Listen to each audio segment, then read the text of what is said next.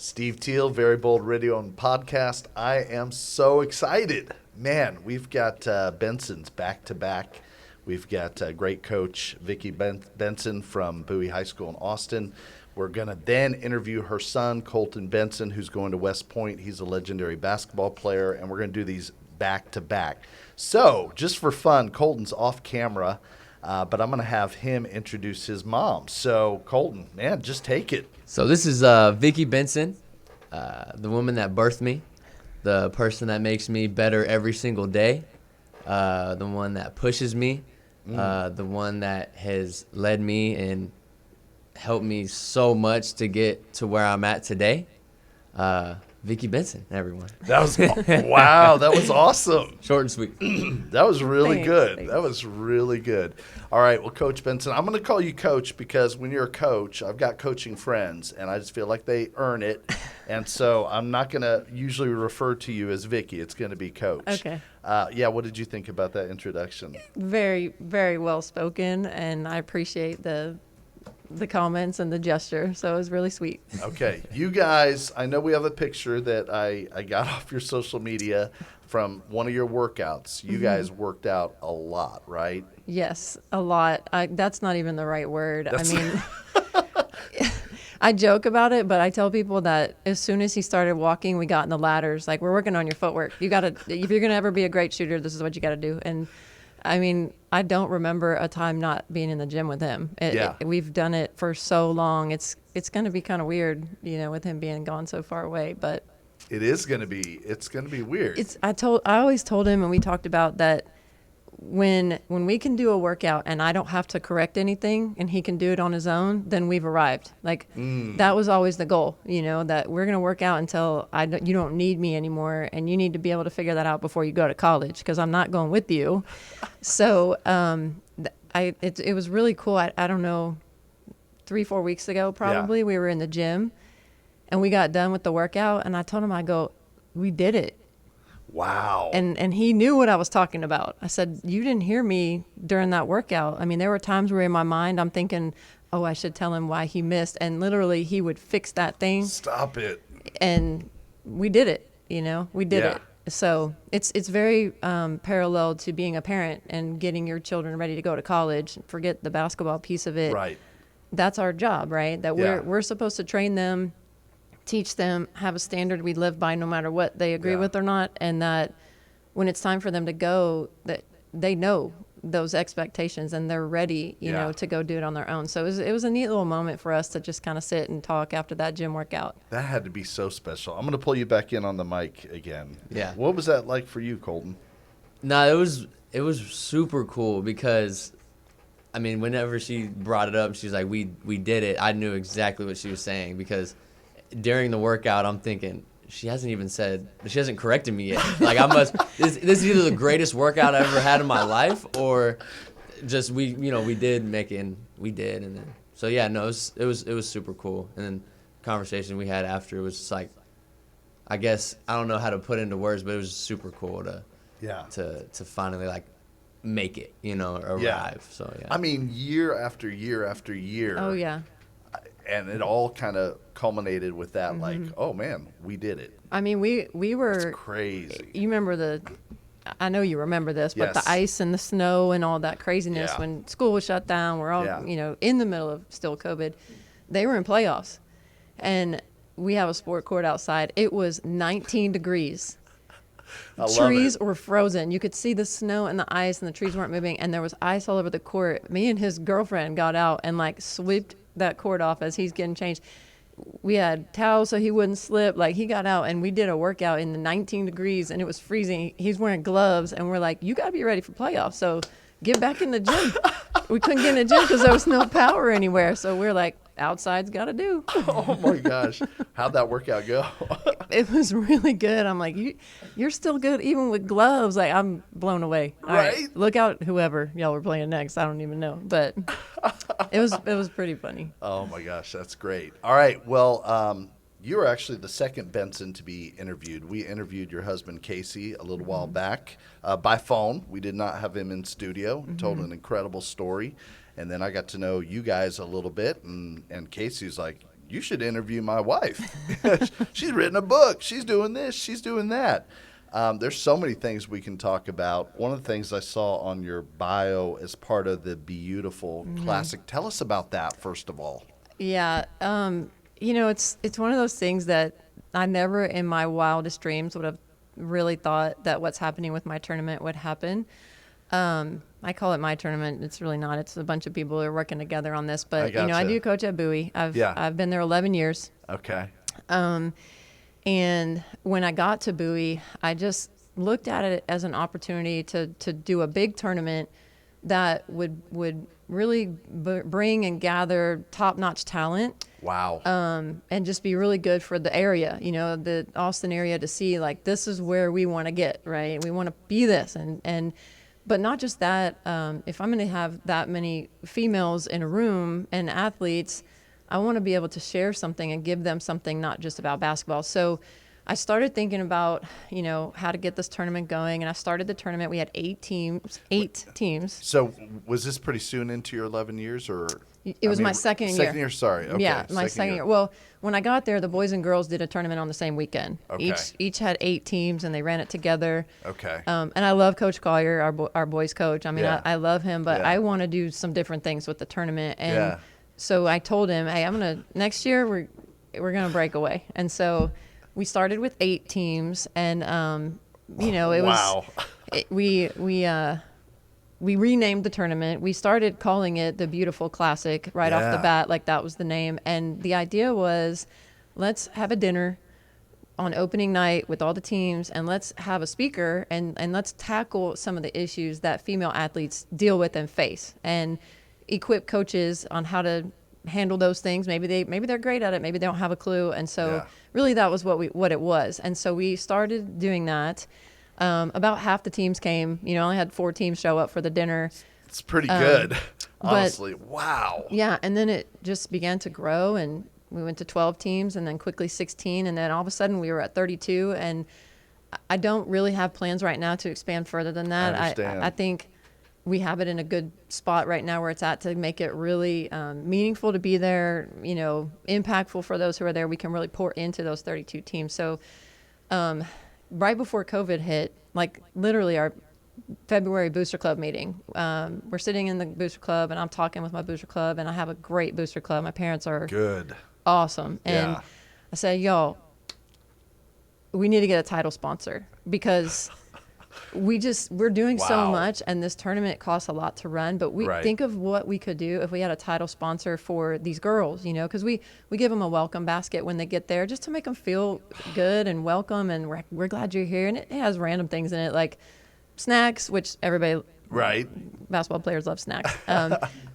coupons for local areas. Sometimes it's like a little trinket or just something, whatever we can get our hands on to put in the basket. Yeah. And that will make them feel good. And then we do that, and we do a lot for the coaches that come. We do some really neat things where we really started to think about donating to mental health organizations, and not just, let's make this a theme where mental health matters. So a few years ago we rebranded Beyoutiful Classic Mental Health Matters. And so in February I'm like, guys, Booster Club, we need a sponsor. And they're like, oh, you're cute. I'm like, no. Stop. I'm serious. We need a title sponsor. And I already knew who I wanted it to be. Oh my gosh. You are a visionary. So I'm thinking it's a girls basketball tournament. So I really want it to be a strong female presence. We're in Austin. I wanted it to be somebody local, a strong female, go-getter, great person to look up to, kind of a thing in the Austin area. And so they start throwing out, well, maybe we can get Waterloo to Just talk about, sponsor. you already had somebody in mind, though. Yes. Okay, keep going. I love this. 100%. I had it. They're like, what? Maybe Waterloo. They're local. They'll do this, and maybe so-and-so. And I go, y'all, we're getting Kendra Scott. And they laughed at me. Oh, my gosh. And I said, no, I'm serious. That's who I think would be the face of our tournament. Like that's who we need to go after. And so, not go after, that sounds so awful. partner with. And, they're like, okay, so one of my parents. They laughed. Like, I'm laughing because I know how the story ends, but they Yes. they laughed. Not in a. No. Yeah, I know. not I in a know. It's mean just way. like Yeah, just, ridiculous. It's just kind of ridiculous Yes, thought, right? yes. Like, what? Oh yeah, that's funny. That's cute. Yeah. That's cute. So this, remember, February, COVID hits, spring break, March. So actually it was in January because there were about 2 months that went by after that meeting. But in the meantime, right after the meeting, one of the parents approached me and said, I want to chair this for you and help you get this because I believe in what you want to do and we're going to Wow. go, we're going to do it. Oh So my gosh. I'm going to make this as short as I can, but Don't. No, we want the long story. Okay. Yeah. So Jen Troke, that's my person. Okay. I don't know if she's listening, probably not, but Jen, you're amazing. So Jen starts to help me figure out how to approach Kendra Scott. But she's in the back of her mind going, let's talk to Waterloo also. Like, we can talk to whoever you want, but we're getting Kendra Scott. So she was so believed in what I wanted to do so much and has a daughter in my program. And, she really, really did so much legwork to try to get it done right. So this is actually funny. She's like, all right, we're going to write a letter. You need to incorporate some of your stories. I talked to a philanthropist friend of mine, like, this is what we need to do. And I said, okay, so we write a letter. Well, she wrote the letter and I said, yes, do it, and this is great. So we mail 2 letters. We, in the mail, throw 2 letters out there, be our title sponsor. This is what we're asking for. Dollar amount, go. Yeah. We sent it out. Didn't hear anything back. And a couple weeks later, she calls me and she's frantic. She says, oh my gosh, we messed up bad. She said that I found out after we got all excited, we sent out these letters. And the first thing that I was told afterwards was, don't ever ask for money in your first letter. Like, that is the worst thing to do. No one's ever going to read it and rip it up and throw it in the trash. So I was like, oh man, this maybe really isn't going to happen. But I just. But you knew it was. I knew it could, and I'm just, in my mind, I'm Wow. going, but this is perfect. Why this is going to happen, right? Oh my gosh. So a few crazy. months go by and we're March, first week of March. Yeah. Okay. I get an email from somebody from Kendra Scott and I'm like, what? Right. So I get this email and I'm reading the email and it's all it is I just would like to talk to you. I need to know what's going on. We got this letter. I'm really interested. I'm intrigued. Let's schedule a meeting. Wow. So I'm like, yes. So we schedule a meeting for the Friday of when we get out of school, right? So we're going to be in school for a week. We get out Friday. We schedule a meeting for Friday afternoon. Well, Thursday we went home early from COVID. We never came back. So, I mean, shut down, right? So Friday we're like, we can't meet. Y'all got things going on. We got to postpone. Right. So that's when the journey began with Kendra Scott. And so we finally in June got on the phone and this is where the funny part, she says, so I saw this Bowie letterhead on my desk. She said, I live in your neighborhood. She just lives in the neighborhood, same neighborhood as me. And she said, it's in Bowie's attendance zone. She said, my husband graduated from Bowie. Oh my gosh. And she said, and then lo and behold, I see on the letterhead, you wrote something about NAMI. That's the National Alliance on Mental Illness. That's the organization we donate to after the tournament. And she said, I had to read it. She said, first of all, I don't even know what you were going to ask, but I needed to know, there's too many things connected. Like for me, she gets thousands of these letters and just happened to see that one. Yeah. Which you're not supposed to do, right? Right. And that's the only one she grabbed out of the stack. And so what they had just been in conversation with NAMI right before she saw that letter, because Kendra Scott now is doing a lot of work with mental health organizations and has adopted some and given grants for them. And NAMI was the first one that they encountered. And so we were already giving to NAMI. They loved the mental health aspect and idea of it and getting into high school girl arena. They're doing some stuff collegiately and they were like, what a great opportunity. It's right here in town. So we started meeting and talking regularly and they're like, yes, we're doing this. So Kendra Scott is our title sponsor for That's so awesome. the 2021 tournament in November. Oh my gosh. And we will donate to 3 nonprofit mental health organizations. They're all on the website for the tournament, but 2 that Kendra Scott's group had already gotten with and said, hey, are y'all good if we go with all 3? We said, yeah. So there's going to be a Kendra Gives Back for the event to be able to donate to those organizations. We don't give trophies to the winners. We donate in their name instead. So no way. Yeah. If you win the tournament, you're donating to a mental health organization. That is really amazing. Yeah. Oh my gosh, Coach. Okay, tell us about why this is so important, this mental health matters to you. So, originally it started for me 11 years ago when I'm like, I want to do this. Yeah. Because high school was hard for me, just mentally. I wouldn't say, I didn't have to be on medication or anything Right. like that, but my mental healthiness was not good because of some situations in my life. Okay. And so Where'd you grow up? Georgetown. Okay. Yeah. Played at Georgetown High School. Okay. And so, I struggled with eating disorders. I had abusive relationship. Those things in combination Yeah. just made me very mentally unhealthy. Yeah. I just didn't have very good self-image and confidence and all that. And so, ironically, I coached high school girls basketball, and basketball was my outlet. That was where Yeah. I got to just be me, you know? And so I wanted to do something, like I said earlier, to be able to give more to these girls than just coming out and playing a game. Yeah. And who knows where they're at. And so our Right. topics, we would rotate topics from year to year and recycle every 4. So if you were there for 4 years, you get a new topic. The new group gets a new topic. So the first one Good was stuff. the very first one we ever did was on eating disorders, self-image, and self-esteem. And so I spoke and did that one. Yeah. And then it was awesome. We had a local mental health or a local eating disorder clinic that gave us information and handouts and things like that to give to coaches, parents, and kids. The next year we That's incredible. I just have to pause. That is amazing. That vision of taking something that could have just been a great basketball tournament on its own, but then elevating it like this and making a difference in kids' lives.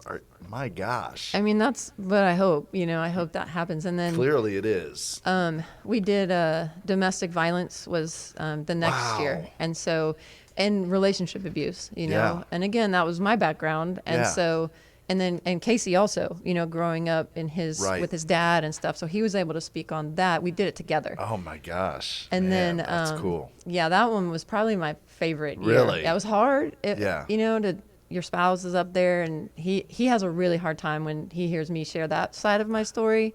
Yeah, I bet. Because, he just wants to go kill He somebody. wants, yep, I get it. I totally get it. Yeah. Yeah, it just makes you Yeah. like that. So, yeah. but it was really special for us to do that. Yeah. And then we did just the dangers of drug and alcohol abuse Yeah. and like how that can contribute to stuff. And then really cool, our tournament always falls around Veterans Day, which is a whole new meaning for me now. But Yes, it is. Wow. we had the first female air pilot captain, whatever her Yeah. rank is, and I feel so bad I don't know, but she was amazing, came Yeah. and spoke about it's really important who's in your circle, and Mm. so just giving that to girls. And so then we start over. Well, then we started thinking about, we rebranded with the Mental Health Matters, because just for how cool that 11 years ago we're thinking about mental health, and how much is that a part of today, right? And Oh my and gosh. what people in general, not just kids, but people Right. are dealing with, let alone kids. And for such a time as this with Mm-hmm. COVID, and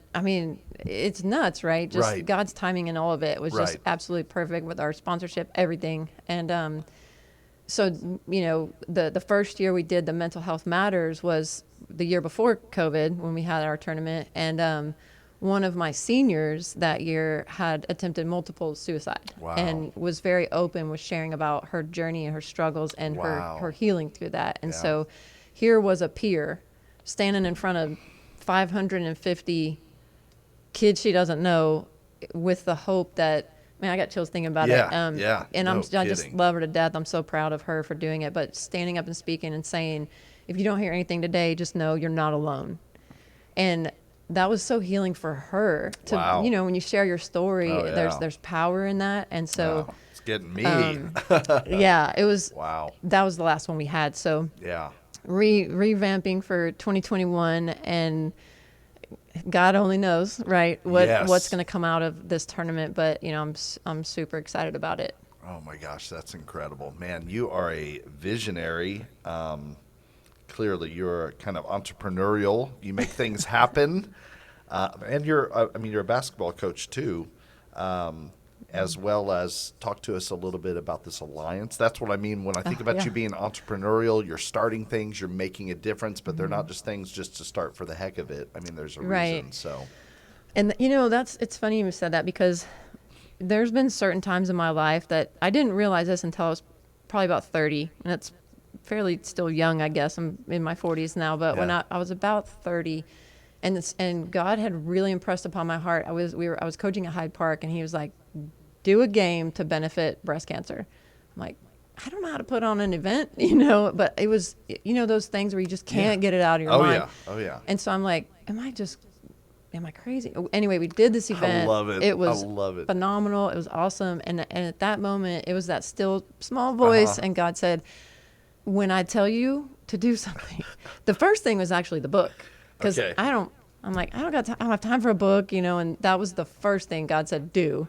And so I did. And then I started to realize, like, no, when that's burning and you can't stop thinking about it, it's you got to do it. No matter if it's your gift or not, God's going to provide. Yeah. So He has gifted me with the ability to find people that are really good at things that come together and help me. That's phenomenal. So it's never me. It's always them doing all the work, but I do have that idea. Yeah. So a friend of mine, a colleague of mine, we had been talking for a while about getting an alliance started of women coaches. And so it's Katie Hensel. She's the head girls coach at Westlake. So Okay. she and our friends, and we've watched her. She's watched my kid grow up. I'm watching hers grow up, and we're very like-minded in a lot of things. And so she said, hey, let's do this. And so we are, and it's the Women's Coaches Alliance, the WCA.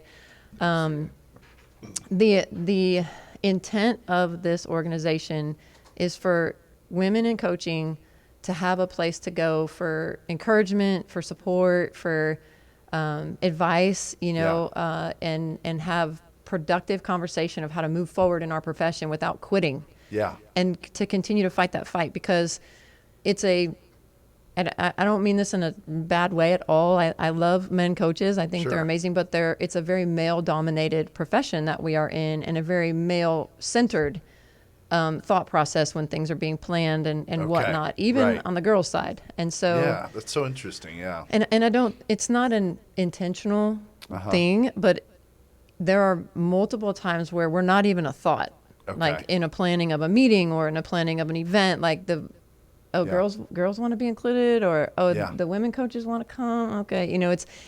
It's a good old boys gang. And so, it's a very tight knit society of that. And then, so females get into coaching, and there's only so much you can do, and there's only so far you can go. And so, anyhow, we want to give advice to women on how do you speak your mind, respectfully, professionally, and have an opportunity to say what you think. And if wherever you're at is not aligned with that, doesn't mean you have to quit. It just means you need to go somewhere else. There's going to be another school district that's going to support that. So, and then the other part where my heart really burns, she's probably more on that side of it. My heart burns for the mom, the mom that either never became one because she was waiting and waiting and waiting for the opportunity, because coaching is so much time, and I just don't have time, that she missed that boat. Wow. Yeah. Or the mom that did become a mom and said, there's no support for me, and I got to get home and feed my baby, and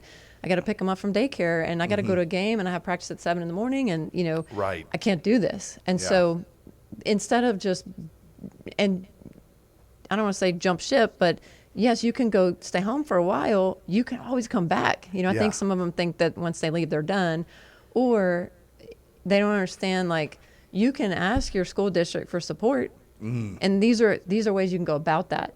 Go to your athletic director and say, okay, I know we normally have practice from whatever to whatever, or can you provide me a bus driver? Or those are just generic examples, but let's offer the solution. It's solution-based conversation is basically what this organization is. And that's good. Yeah, so we're excited. We sent an email blast out, and we're asking all of our female coach friends to blast as many as you can and get people involved. And there's a lot of excitement about it. And we had a section on there for them to be able to offer topics, that we can put in our newsletter and things like that. Our first newsletter will come out in July, and then we have our first meeting in August. But we asked, and almost repeatedly, the things I told you while we're starting the organization. Like, it was everyone saying the same thing. Wow. And so we know we're on the right track, and that Yeah. this is something that people want, to have. And we have veteran coaches that have been doing this for 30 plus 40 years. Yeah. We've got brand new coaches. We've got, an opportunity to really mentor and seek wisdom. And it's going to be pretty awesome. We're going to eventually turn it into a nonprofit. Right now we're just meeting and we're getting interest, but Yeah. I'm going to tell you, Tell me. like I told my Tell booster me. club, this is going to be big. We're going to be statewide, eventually nationally, and it's going to make a difference and an impact, and it's going to change some things for women. Yeah. Man, that's a mic drop. Nobody's laughing in this room. Yeah, exactly.